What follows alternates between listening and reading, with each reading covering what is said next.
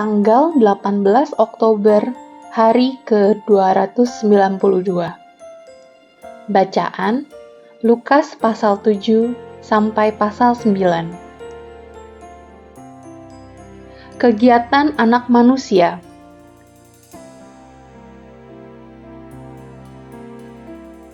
Garis besar. Bacaan hari ini mungkin membuat Anda sedikit terengah-engah. Dalam 3 pasal yang kita baca hari ini, Yesus melakukan perjalanan dari daerah Galilea ke provinsi-provinsi di sekitarnya, di sebelah timur Laut Galilea, ke utara ke Kaisarea Filipi, dan akhirnya ke selatan melalui Samaria.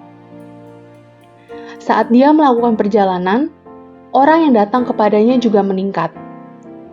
Dia sibuk dalam menyembuhkan orang sakit, membangkitkan orang mati, mengajar melalui perumpamaan, menenangkan badai, dan mengusir setan. Tetapi, Yesus tahu hari-harinya di bumi akan singkat. Jadi, dia memilih 12 orang murid kepada siapa dia akan mendelegasikan kuasa dan otoritasnya untuk melayani. Ini bukan panggilan setengah hati untuk pemuridan, karena persyaratan komitmennya memang tegas. Pasal 9 ayat 23 sampai 26 dan ayat 57 sampai 62. Renungan harian. Apa yang berbeda dari hidup Anda jika Anda adalah murid yang terpilih dari Yesus Kristus? Pelajaran bagi para murid dan ujian pemuridan yang terkandung dalam pasal 9 tidak mudah untuk dibaca. Para murid secara menyakitkan dipanggil untuk berkomitmen dalam hal kesetiaan, gaya hidup, dan tujuan. Kristus membuat persyaratan pemuridan yang jelas sekali. Bacalah ayat-ayat berikut dengan penuh doa. Tanyakan kepada diri Anda sendiri, bagaimana Anda perlu berubah jika kehidupan Kristen Anda mencerminkan komitmen semacam ini. Setiap orang yang mau mengikut aku, ia harus menyangkal dirinya, memikul salibnya setiap hari dan mengikut aku. Pasal 9 ayat 23. Sebab barang siapa malu karena aku dan karena perkataanku, anak manusia juga akan malu karena orang itu. Pasal 9 ayat 26. Setiap orang yang siap untuk membajak tetapi menoleh ke belakang tidak layak untuk kerajaan Allah. Pasal 9 ayat ke-62. Allah layak menempati hati Anda sama seperti Dia menempati alam semesta.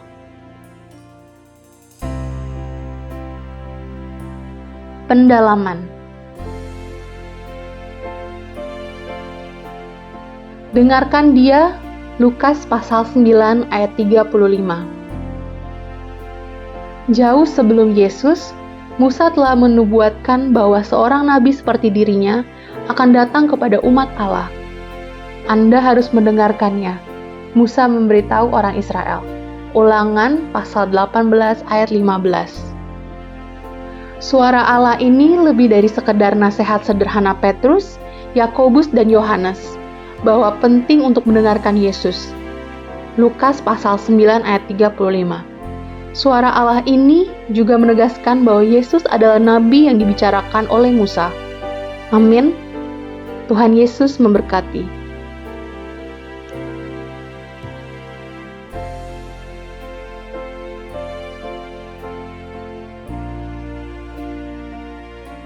Lukas pasal 7. Yesus menyembuhkan hamba seorang perwira di Kapernaum. Setelah Yesus selesai berbicara di depan orang banyak, masuklah ia ke Kapernaum. Di situ ada seorang perwira yang mempunyai seorang hamba yang sangat dihargainya. Hamba itu sedang sakit keras dan hampir mati. Ketika perwira itu mendengar tentang Yesus, ia menyuruh beberapa orang tua-tua Yahudi kepadanya untuk meminta supaya ia datang dan menyembuhkan hambanya. Mereka datang kepada Yesus dan dengan sangat mereka meminta pertolongannya, katanya. Ia layak engkau tolong, sebab ia mengasihi bangsa kita, dan dialah yang menanggung pembangunan rumah ibadat kami. Lalu Yesus pergi bersama-sama dengan mereka. Ketika ia tidak jauh lagi dari rumah perwira itu menyuruh sahabat-sahabatnya untuk mengatakan kepadanya, Tuan, janganlah bersusah-susah, sebab aku tidak layak menerima Tuan di dalam rumahku. Sebab itu aku juga menganggap diriku tidak layak untuk datang kepadamu. Tetapi katakan saja sepatah kata, maka hambaku itu akan sembuh. Sebab aku sendiri seorang bawahan, dan di bawahku ada pula prajurit. Jika aku berkata kepada salah seorang prajurit itu pergi, maka ia pergi. Dan kepada seorang lagi datang, maka ia datang. Ataupun kepada hambaku, kerjakanlah ini, maka ia mengerjakannya. Setelah Yesus mendengar perkataan itu, ia heran akan dia. Dan sambil berpaling kepada orang banyak yang mengikuti dia, ia berkata, "Aku berkata kepadamu, iman sebesar ini tidak pernah aku jumpai, sekalipun di antara orang Israel." Dan setelah orang-orang yang disuruh itu kembali ke rumah, didapatinya lah hamba itu telah sehat kembali. Yesus membangkitkan anak muda di Nain. Kemudian Yesus pergi ke suatu kota yang bernama Nain. Murid-muridnya pergi bersama-sama dengan dia, dan juga orang banyak menyertainya berbondong-bondong. Setelah ia dekat pintu gerbang kota, ada orang mati diusung keluar, anak laki-laki, anak tunggal ibunya yang sudah janda, dan banyak orang dari kota itu menyertai janda itu. Dan ketika Tuhan melihat janda itu, tergeraklah hatinya oleh belas kasihan. Lalu ia berkata kepadanya, "Jangan menangis." Sambil menghampiri usungan itu, ia menyentuhnya. Dan sedang para pengusung berhenti, ia berkata, "Hai anak muda, aku berkata kepadamu, bangkitlah." Maka bangunlah orang itu, dan duduk dan mulai berkata-kata. Dan Yesus menyerahkannya kepada ibunya. Semua orang itu ketakutan, dan mereka memuliakan Allah sambil berkata, "Seorang nabi besar telah muncul di tengah-tengah kita, dan Allah telah melawat umatnya." Maka tersiarlah kabar tentang Yesus di seluruh Yudea dan di seluruh daerah sekitarnya. Yesus dan Yohanes Pembaptis. Ketika Yohanes mendapat kabar tentang segala peristiwa itu dari murid-muridnya, ia memanggil 2 orang dari antaranya dan menyuruh mereka bertanya kepada Tuhan, "Engkaukah yang akan datang itu? Atau haruskah kami menantikan seorang lain?" Ketika kedua orang itu sampai kepada Yesus, mereka berkata, "Yohanes Pembaptis menyuruh kami bertanya kepadamu, engkaukah yang akan datang itu? Atau haruskah kami menantikan seorang lain?" Pada saat itu Yesus menyembuhkan banyak orang dari segala penyakit dan penderitaan dan dari roh-roh jahat, dan ia mengaruniakan penglihatan kepada banyak orang buta. Dan Yesus menjawab mereka, "Pergilah dan katakanlah kepada Yohanes apa yang kamu lihat dan kamu dengar. Orang buta melihat, orang lumpuh berjalan, orang kusta menjadi tahir, orang tuli mendengar, orang mati dibangkitkan, dan kepada orang miskin diberitakan kabar baik. Dan berbahagialah orang yang tidak menjadi kecewa dan menolak aku." Setelah suruhan Yohanes itu pergi, mulailah Yesus berbicara kepada orang banyak itu tentang Yohanes. "Untuk apakah kamu pergi ke padang gurun, melihat buluh yang digoyangkan angin kian kemari? Atau untuk apakah kamu pergi, melihat orang yang berpakaian halus? Orang yang berpakaian indah dan yang hidup mewah, tempatnya di istana raja. Jadi untuk apakah kamu pergi, melihat nabi? Benar, dan aku berkata kepadamu, bahkan lebih daripada nabi. Karena tentang dia ada tertulis, 'Lihatlah, aku menyuruh utusanku mendahului engkau. Ia akan mempersiapkan jalanmu di hadapanmu.' Aku berkata kepadamu, di antara mereka yang dilahirkan oleh perempuan, tidak ada seorang pun yang lebih besar daripada Yohanes. Namun yang terkecil dalam kerajaan Allah lebih besar daripadanya."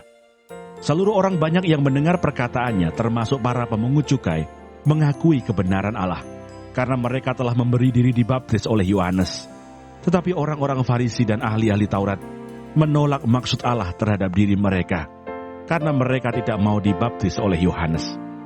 Kata Yesus, "Dengan apakah akan kuumpamakan orang-orang dari angkatan ini? Dan dengan apakah mereka itu sama? Mereka itu seumpama anak-anak yang duduk di pasar dan yang saling menyerukan, 'Kami meniup seruling bagimu, tetapi kamu tidak menari. Kami menyanyikan kidung duka, tetapi kamu tidak menangis.' Karena Yohanes Pembaptis datang, ia tidak makan roti dan tidak minum anggur. Dan kamu berkata, 'Ia kerasukan setan.' Kemudian Anak Manusia datang, ia makan dan minum, dan kamu berkata, 'Lihatlah, Ia seorang pelahap dan peminum, sahabat pemungut cukai dan orang berdosa. Tetapi hikmat dibenarkan oleh semua orang yang menerimanya. Yesus diurapi oleh perempuan berdosa. Seorang Farisi mengundang Yesus untuk datang makan di rumahnya. Yesus datang ke rumah orang Farisi itu, lalu duduk makan. Di kota itu ada seorang perempuan yang terkenal sebagai seorang berdosa.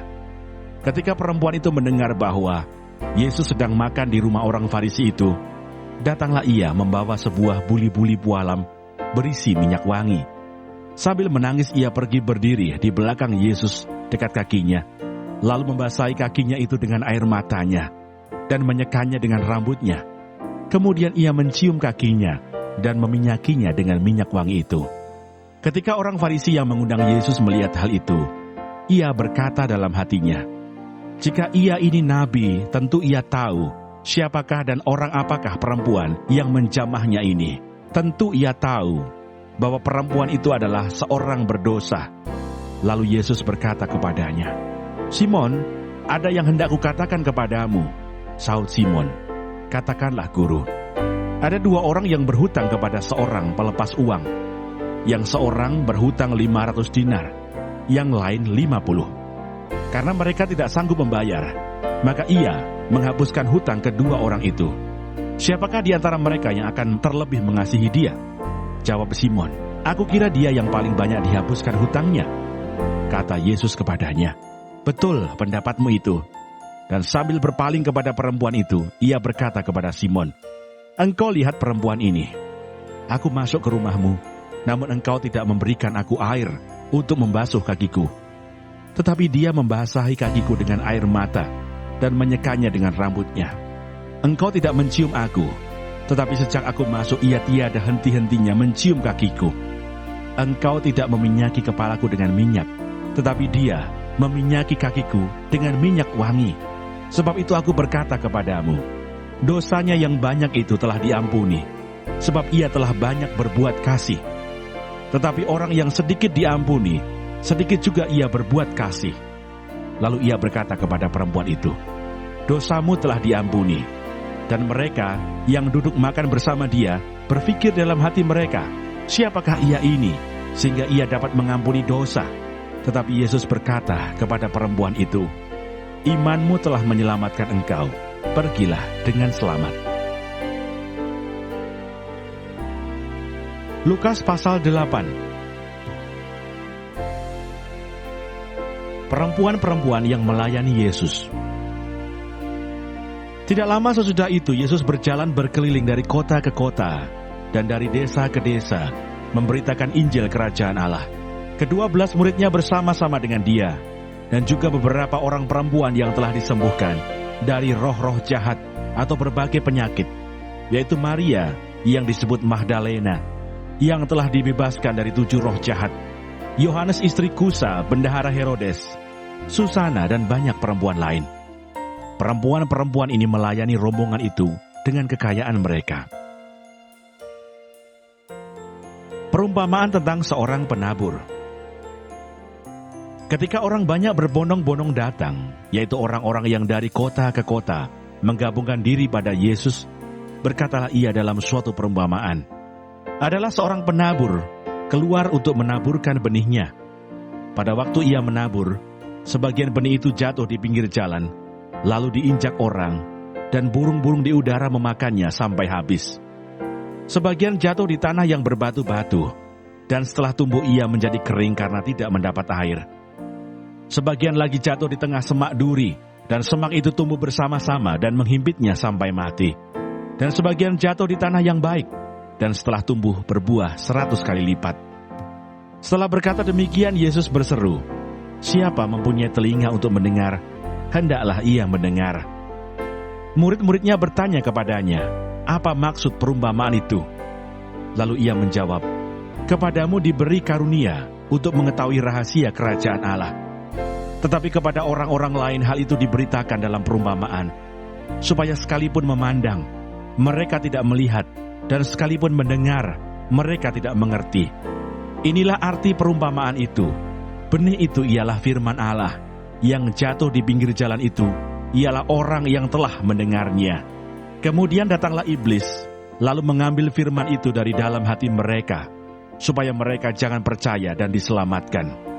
Yang jatuh di tanah yang berbatu-batu itu ialah orang yang setelah mendengar firman itu, menerimanya dengan gembira. Tetapi mereka itu tidak berakar. Mereka percaya sebentar saja, dan dalam masa pencobaan mereka murtad. Yang jatuh dalam semak duri ialah orang yang telah mendengar firman itu, dan dalam pertumbuhan selanjutnya, mereka terhimpit oleh kekhawatiran dan kekayaan dan kenikmatan hidup, sehingga mereka tidak menghasilkan buah yang matang.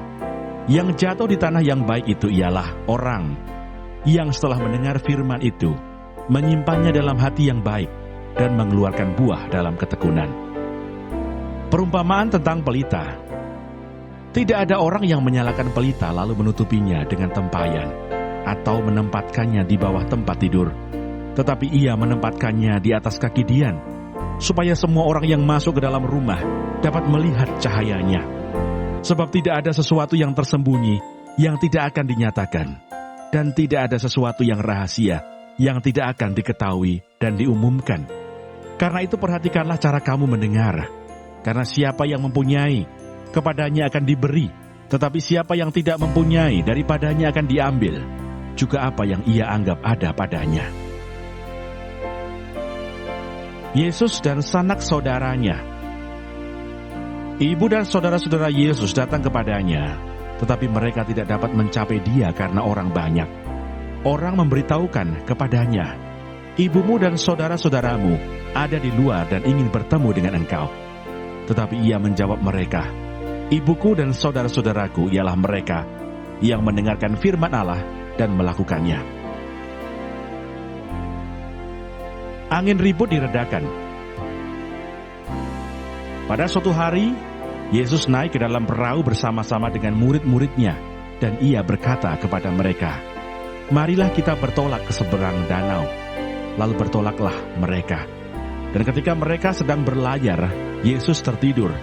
Sekonyong-konyong turunlah taufan ke danau, sehingga perahu itu kemasukan air, dan mereka berada dalam bahaya. Maka datanglah murid-muridnya membangunkan dia, katanya, Guru, Guru, kita binasa. Ia pun bangun, lalu menghardik angin dan air yang mengamuk itu. Dan angin dan air itu pun reda, dan danau itu menjadi teduh. Lalu katanya kepada mereka, di manakah kepercayaanmu? Maka takutlah mereka dan heran. Lalu berkata seorang kepada yang lain, siapa gerangan orang ini? Sehingga ia memberi perintah kepada angin dan air, dan mereka taat kepadanya. Yesus mengusir roh jahat dari orang Gerasa. Lalu mendaratlah Yesus dan murid-muridnya di tanah orang Gerasa yang terletak di seberang Galilea. Setelah Yesus naik ke darat, datanglah seorang laki-laki dari kota itu menemui dia. Orang itu dirasuki oleh setan-setan, dan sudah lama ia tidak berpakaian, dan tidak tinggal dalam rumah, tetapi dalam pekuburan. Ketika ia melihat Yesus, ia berteriak, lalu tersungkur di hadapannya, dan berkata dengan suara keras, apa urusanmu dengan aku, hai Yesus, Anak Allah yang Maha Tinggi? Aku memohon kepadamu, supaya engkau jangan menyiksa aku. Ia berkata demikian sebab Yesus memerintahkan roh jahat itu keluar dari orang itu, karena sering roh itu menyeret-nyeret dia. Maka untuk menjaganya, ia dirantai dan dibelenggu. Tetapi ia memutuskan segala pengikat itu, dan ia dihalau oleh setan itu ke tempat-tempat yang sunyi. Dan Yesus bertanya kepadanya, siapakah namamu? Jawabnya, Legion, karena ia kerasukan banyak setan. Lalu setan-setan itu memohon kepada Yesus, supaya ia jangan memerintahkan mereka masuk ke dalam jurang maut. Adalah di sana, sejumlah besar babi sedang mencari makan di lereng gunung. Lalu setan-setan itu meminta kepada Yesus, supaya ia memperkenankan mereka memasuki babi-babi itu. Yesus mengabulkan permintaan mereka. Lalu keluarlah setan-setan itu dari orang itu dan memasuki babi-babi itu. Kawanan babi itu terjun dari tepi jurang ke dalam danau, lalu mati lemas. Setelah penjaga-penjaga babi itu melihat apa yang telah terjadi, mereka lari, lalu menceritakan hal itu di kota dan di kampung-kampung sekitarnya. Dan keluarlah orang-orang untuk melihat apa yang telah terjadi. Mereka datang kepada Yesus, dan mereka menjumpai orang yang telah ditinggalkan setan-setan itu, duduk di kaki Yesus. Ia telah berpakaian dan sudah waras, maka takutlah mereka. Orang-orang yang telah melihat sendiri hal itu memberitahukan kepada mereka bagaimana orang yang dirasuk setan itu telah diselamatkan. Lalu seluruh penduduk daerah Gerasa meminta kepada Yesus supaya ia meninggalkan mereka, sebab mereka sangat ketakutan. Maka naiklah ia ke dalam perahu, lalu berlayar kembali. Dan orang yang telah ditinggalkan setan-setan itu meminta supaya ia diperkenankan menyertainya. Tetapi Yesus menyuruh dia pergi, katanya, "Pulanglah ke rumahmu, dan ceritakanlah segala sesuatu yang telah diperbuat Allah atasmu." Orang itu pun pergi mengelilingi seluruh kota, dan memberitahukan segala apa yang telah diperbuat Yesus atas dirinya. Yesus membangkitkan anak Yairus, dan menyembuhkan seorang perempuan yang sakit pendarahan. Ketika Yesus kembali, orang banyak menyambut dia, sebab mereka semua menanti-nantikan dia. Maka datanglah seorang yang bernama Yairus. Ia adalah kepala rumah ibadat. Sambil tersungkur di depan kaki Yesus, ia memohon kepadanya supaya Yesus datang ke rumahnya. Karena anaknya perempuan yang satu-satunya, yang berumur kira-kira 12 tahun, hampir mati. Dalam perjalanan ke situ, Yesus didesak-desak orang banyak. Adalah seorang perempuan yang sudah 12 tahun menderita pendarahan, dan yang tidak berhasil disembuhkan oleh siapapun. Ia maju mendekati Yesus dari belakang, dan menjamah jumbai jubahnya. Dan seketika itu juga berhentilah pendarahannya. Lalu kata Yesus, "Siapa yang menjamah aku?" Dan karena tidak ada yang mengakuinya, berkatalah Petrus, "Guru, orang banyak mengerumuni dan mendesak engkau." Tetapi Yesus berkata, "Ada seorang yang menjamah aku, sebab aku merasa ada kuasa keluar dari diriku." Ketika perempuan itu melihat bahwa perbuatannya itu ketahuan, ia datang dengan gemetar, tersungkur di depannya, dan menceritakan kepada orang banyak apa sebabnya ia menjamah dia, dan bahwa ia seketika itu juga menjadi sembuh. Maka katanya kepada perempuan itu, "Hai anakku, imanmu telah menyelamatkan engkau, pergilah dengan selamat." Ketika Yesus masih berbicara, datanglah seorang dari keluarga kepala rumah ibadat itu dan berkata, "Anakmu sudah mati, jangan lagi engkau menyusah-nyusahkan guru." Tetapi Yesus mendengarnya dan berkata kepada Yairus, "Jangan takut, percaya saja, dan anakmu akan selamat." Setibanya di rumah Yairus, Yesus tidak memperbolehkan seorang pun ikut masuk dengan dia, kecuali Petrus, Yohanes dan Yakobus, dan ayah anak itu, serta ibunya. Semua orang menangis dan meratapi anak itu. Akan tetapi Yesus berkata, "Jangan menangis, ia tidak mati, tetapi tidur." Mereka menertawakan dia, karena mereka tahu bahwa anak itu telah mati. Lalu Yesus memegang tangan anak itu dan berseru, katanya, "Hai anak, bangunlah." Maka kembalilah roh anak itu, dan seketika itu juga ia bangkit berdiri. Lalu Yesus menyuruh mereka memberi anak itu makan, dan takjublah orang tua anak itu.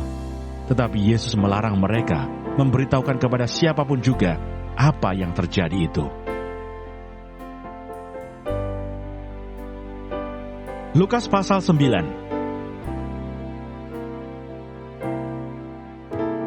Yesus mengutus ke-12 murid. Maka Yesus memanggil ke-12 muridnya, lalu memberikan tenaga dan kuasa kepada mereka untuk menguasai setan-setan dan untuk menyembuhkan penyakit-penyakit. Dan ia mengutus mereka untuk memberitakan kerajaan Allah dan untuk menyembuhkan orang. Katanya kepada mereka, "Jangan membawa apa-apa dalam perjalanan. Jangan membawa tongkat atau bekal, roti atau uang, atau 2 helai baju. Dan apabila kamu sudah diterima dalam suatu rumah, tinggallah di situ sampai kamu berangkat dari situ. Dan kalau ada orang yang tidak mau menerima kamu, keluarlah dari kota mereka dan kebaskanlah debunya dari kakimu sebagai peringatan terhadap mereka." Lalu pergilah mereka, dan mereka mengelilingi segala desa sambil memberitakan Injil dan menyembuhkan orang sakit di segala tempat. Herodes dan Yesus. Herodes, raja wilayah, mendengar segala yang terjadi itu, dan ia pun merasa cemas, sebab ada orang yang mengatakan bahwa Yohanes telah bangkit dari antara orang mati. Ada lagi yang mengatakan bahwa Elia telah muncul kembali, dan ada pula yang mengatakan bahwa seorang dari nabi-nabi dahulu telah bangkit. Tetapi Herodes berkata, "Yohanes telah kupenggal kepalanya. Siapa gerangan dia ini yang kabarnya melakukan hal-hal demikian?" Lalu ia berusaha supaya dapat bertemu dengan Yesus. Yesus memberi makan 5.000 orang. Sekembalinya rasul-rasul itu menceritakan kepada Yesus apa yang telah mereka kerjakan. Lalu Yesus membawa mereka dan menyingkir ke sebuah kota yang bernama Betsaida, sehingga hanya mereka saja bersama dia. Akan tetapi orang banyak mengetahuinya, lalu mengikuti dia. Ia menerima mereka dan berkata-kata kepada mereka tentang kerajaan Allah, dan ia menyembuhkan orang-orang yang memerlukan penyembuhan. Pada waktu hari mulai malam, datanglah ke-12 muridnya kepadanya dan berkata, "Suruhlah orang banyak itu pergi, supaya mereka pergi ke desa-desa dan kampung-kampung sekitar ini untuk mencari tempat penginapan dan makanan. Karena di sini kita berada di tempat yang sunyi." Tetapi ia berkata kepada mereka, "Kamu harus memberi mereka makan." Mereka menjawab, "Yang ada pada kami tidak lebih daripada 5 roti dan 2 ikan. Kecuali kalau kami pergi membeli makanan untuk semua orang banyak ini. Sebab di situ ada kira-kira 5.000 orang laki-laki." Lalu ia berkata kepada murid-muridnya, "Suruhlah mereka duduk berkelompok-kelompok, kira-kira 50 orang sekelompok." Murid-murid melakukannya dan menyuruh semua orang banyak itu duduk. Dan setelah ia mengambil 5 roti dan 2 ikan itu, ia menengadah ke langit, mengucap berkat, lalu memecah-mecahkan roti itu dan memberikannya kepada murid-muridnya, supaya dibagi-bagikannya kepada orang banyak. Dan mereka semuanya makan sampai kenyang. Kemudian dikumpulkan potongan-potongan roti yang sisa, sebanyak 12 bakul. Pengakuan Petrus. Pada suatu kali ketika Yesus berdoa seorang diri, datanglah murid-muridnya kepadanya. Lalu ia bertanya kepada mereka, "Kata orang banyak, siapakah aku ini?" Jawab mereka, "Yohanes Pembaptis. Ada juga yang mengatakan Elia. Ada pula yang mengatakan bahwa seorang dari nabi-nabi dahulu telah bangkit." Yesus bertanya kepada mereka, "Menurut kamu, siapakah aku ini?" Jawab Petrus, "Mesias dari Allah." Lalu Yesus melarang mereka dengan keras, supaya mereka jangan memberitahukan hal itu kepada siapapun. Pemberitahuan pertama tentang penderitaan Yesus dan syarat-syarat mengikut Dia. Dan Yesus berkata, Anak manusia harus menanggung banyak penderitaan dan ditolak oleh tua-tua, imam-imam kepala, dan ahli-ahli Taurat, lalu dibunuh dan dibangkitkan pada hari ketiga. Katanya kepada mereka semua, "Setiap orang yang mau mengikut aku, ia harus menyangkal dirinya, memikul salibnya setiap hari, dan mengikut aku. Karena barang siapa mau menyelamatkan nyawanya, ia akan kehilangan nyawanya. Tetapi barang siapa kehilangan nyawanya karena aku, ia akan menyelamatkannya. Apa gunanya seorang memperoleh seluruh dunia, tetapi ia membinasakan atau merugikan dirinya sendiri? Sebab barang siapa malu karena aku dan karena perkataanku, Anak manusia juga akan malu karena orang itu, apabila ia datang kelak dalam kemuliaannya dan dalam kemuliaan Bapa dan malaikat-malaikat kudus. Aku berkata kepadamu, sesungguhnya di antara orang yang hadir di sini ada yang tidak akan mati sebelum mereka melihat kerajaan Allah." Yesus dimuliakan di atas gunung. Kira-kira 8 hari sesudah segala pengajaran itu, Yesus membawa Petrus, Yohanes, dan Yakobus lalu naik ke atas gunung untuk berdoa. Ketika ia sedang berdoa, rupa wajahnya berubah dan pakaiannya menjadi putih berkilau-kilauan. Dan tampaklah 2 orang berbicara dengan dia, yaitu Musa dan Elia. Keduanya menampakkan diri dalam kemuliaan dan berbicara tentang tujuan kepergiannya yang akan digenapinya di Yerusalem. Sementara itu Petrus dan teman-temannya telah tertidur, dan ketika mereka terbangun, mereka melihat Yesus dalam kemuliaannya, dan kedua orang yang berdiri di dekatnya itu. Dan ketika kedua orang itu hendak meninggalkan Yesus, Petrus berkata kepadanya, "Guru, betapa bahagianya kami berada di tempat ini. Baiklah kami dirikan sekarang 3 kemah, 1 untuk engkau, 1 untuk Musa, dan 1 untuk Elia." Tetapi Petrus tidak tahu apa yang dikatakannya itu. Sementara ia berkata demikian, datanglah awan menaungi mereka, Dan ketika mereka masuk ke dalam awan itu, takutlah mereka. Maka terdengarlah suara dari dalam awan itu yang berkata, "Inilah anakku yang kupilih, dengarkanlah dia." Ketika suara itu terdengar, nampaklah Yesus tinggal seorang diri. Dan murid-murid itu merahasiakannya. Dan pada masa itu mereka tidak menceritakan kepada siapapun apa yang telah mereka lihat itu. Yesus mengusir roh dari seorang anak yang sakit. Pada keesokan harinya ketika mereka turun dari gunung itu, datanglah orang banyak berbondong-bondong menemui Yesus. Seorang dari orang banyak itu berseru katanya, "Guru, aku memohon supaya engkau menengok anakku, sebab ia adalah satu-satunya anakku. Sewaktu-waktu ia diserang roh, lalu mendadak ia berteriak, dan roh itu mengguncang-guncangkannya, sehingga mulutnya berbusa. Roh itu terus saja menyiksa dia dan hampir-hampir tidak mau meninggalkannya. Dan aku telah meminta kepada murid-muridmu supaya mereka mengusir roh itu, tetapi mereka tidak dapat." Maka kata Yesus, "Hai kamu angkatan yang tidak percaya dan yang sesat, berapa lama lagi aku harus tinggal di antara kamu dan sabar terhadap kamu? Bawa anakmu itu kemari." Dan ketika anak itu mendekati Yesus, setan itu membantingnya ke tanah dan mengguncang-guncangkannya. Tetapi Yesus menegur roh jahat itu dengan keras dan menyembuhkan anak itu, lalu mengembalikannya kepada ayahnya. Maka takjublah semua orang itu karena kebesaran Allah. Pemberitahuan kedua tentang penderitaan Yesus. Ketika semua orang itu masih heran karena segala yang diperbuatnya itu, Yesus berkata kepada murid-muridnya, "Dengarlah dan camkanlah segala perkataanku ini. Anak manusia akan diserahkan ke dalam tangan manusia." Mereka tidak mengerti perkataan itu, sebab artinya tersembunyi bagi mereka, sehingga mereka tidak dapat memahaminya, dan mereka tidak berani menanyakan arti perkataan itu kepadanya. Siapa yang terbesar di antara para murid? Maka timbullah pertengkaran di antara murid-murid Yesus tentang siapakah yang terbesar di antara mereka. Tetapi Yesus mengetahui pikiran mereka. Karena itu ia mengambil seorang anak kecil dan menempatkannya di sampingnya dan berkata kepada mereka, "Barang siapa menyambut anak ini dalam namaku, ia menyambut aku. Dan barang siapa menyambut aku, ia menyambut dia yang mengutus aku. Karena yang terkecil di antara kamu sekalian, dialah yang terbesar."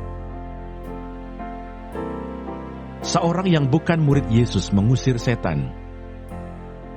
Yohanes berkata, "Guru, kami lihat seorang mengusir setan demi namamu. Lalu kami cegah orang itu karena ia bukan pengikut kita." Yesus berkata kepadanya, "Jangan kamu cegah, sebab barang siapa tidak melawan kamu, ia ada di pihak kamu."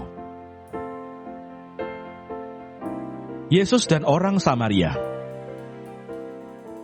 Ketika hampir genap waktunya Yesus diangkat ke surga, ia mengarahkan pandangannya untuk pergi ke Yerusalem, dan ia mengirim beberapa utusan mendahului dia. Mereka itu pergi lalu masuk ke suatu desa orang Samaria untuk mempersiapkan segala sesuatu baginya. Tetapi orang-orang Samaria itu tidak mau menerima dia karena perjalanannya menuju Yerusalem. Ketika dua muridnya, yaitu Yakobus dan Yohanes, melihat hal itu mereka berkata, "Tuhan, apakah engkau mau supaya kami menyuruh api turun dari langit untuk membinasakan mereka?" Akan tetapi ia berpaling dan menegur mereka, lalu mereka pergi ke desa yang lain. Hal mengikut Yesus. Ketika Yesus dan murid-muridnya melanjutkan perjalanan mereka, berkatalah seorang di tengah jalan kepada Yesus, "Aku akan mengikut engkau kemana saja engkau pergi."